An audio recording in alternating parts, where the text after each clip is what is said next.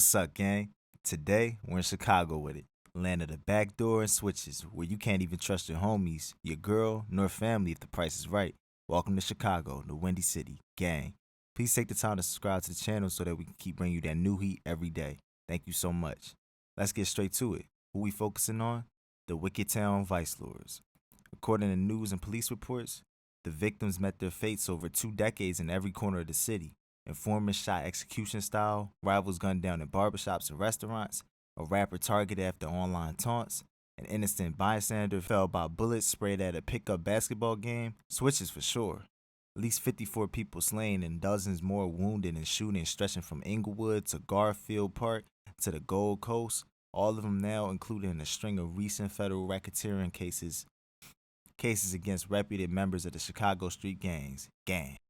The announcement earlier this month of a racketeering indictment charging the Wicked Town gang faction with 19 of those killings was the latest in a constant push by the federal investigators to go after those believed to be driving the gun violence in Chicago, which has reached levels not seen in years.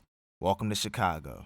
13 people involved with a violent West Side street gang were charged Monday in a federal racketeering indictment, in which they were all accused of numerous murders and attacks. The U.S. Attorney's Office announced a grand jury indictment against the leaders, members, and associates of the Wicked Town faction of the Traveling Vice Lord Street Gang. Prosecutors said members of the gang murdered rivals and used violence to protect its drug dealing operation. The Wicked Town faction is accused in an indictment of being involved in 19 murders, 19 attempted murders, and numerous armed robberies and assaults. Donald Lee, 40, and Torrance Benson, 30, were found guilty Tuesday following a 2-month trial in Chicago's federal court building after prosecutors said they participated in a criminal organization that murdered rivals and violently protected a drug dealing operation on the city's west side. Prosecutors said the gang used threats and intimidation to keep victims and witnesses from cooperating with law enforcement. Members of the gangs also regularly promoted their enterprise on social media, with comments, photos, and videos to announce their membership in the gang, taunt members of rival gangs, and boast about murders and other violent acts, according to the indictment. Welcome to Chicago. The gang operated primarily in the Austin neighborhood on the city's west side, where they are accused of maintaining trap houses where they stash guns and drugs such as cocaine and heroin, prosecutors said. During a multi-year investigation, agents seized about 46 guns and about 1,000 rounds of ammunition, about 17 kilograms of cocaine, about 7 kilograms of heroin, and about 100 grams of crack cocaine, prosecutors said. Charged with racketeering conspiracy in the indictment are Donald Lee, 39, Deshaun Morgan, 39, Markell Russell, 44, Darius Murphy, 22, Torrance Benson, 29, Davion Russell, 21, Deshaun George, 28, Nashawn Johnson, 42, Dante Dockett, 43, Demon Brown, 28, Victor Turner, 30, Willie Gardley, 27, and David Arrington, 26. All of the defendants are Chicago residents. Gang. The indictment accuses some of the defendants of personally murdering people to maintain and increase their rank in the gang. Some of the murders go back more than 20 years.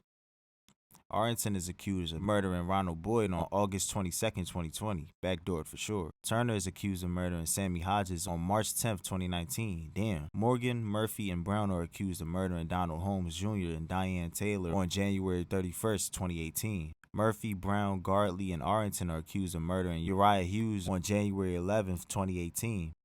Murphy, Brown, Lee, and Gardley are accused of murdering Keshawn Mobley on December 23, 2017. Murphy accused of murdering Alfred Stover on April 28, 2017. The boy Murphy seemed to be super active in these Chicago streets.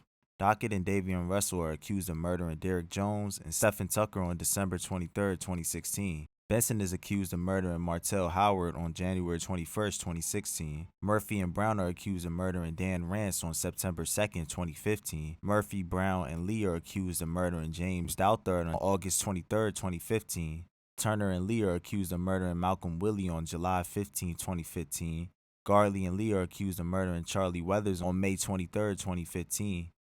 Brown is accused of murdering Abraham Cooper on December 23, 2014. Brown and Benson are accused of murdering Ron Hernandez on December 21, 2014.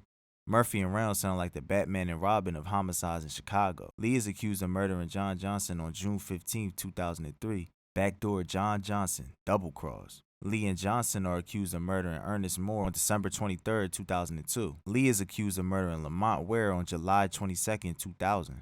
They say crime pays, but in this situation, time ran out.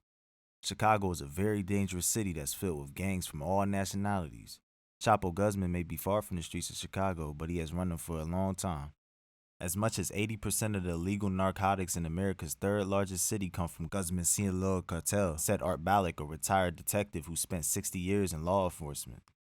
Guzman is the reason you got kids fighting over just one corner and shooting at each other, he said. Much of the gun violence in the city can be traced to the drugs that come from Sinaloa, a region of Mexico where El Chapo was born to a poor rural family and rose to lead a global network of smugglers, dealers, assassins, corrupt politicians, and paid-off police. Guzman has hurt everyone: the users in the city and the suburbs, the innocent bystanders, the kids who got wrapped up in gangs, said Bilek, who ran the nonprofit Chicago Crime Commission, one of the nation's oldest civic anti-crime organizations.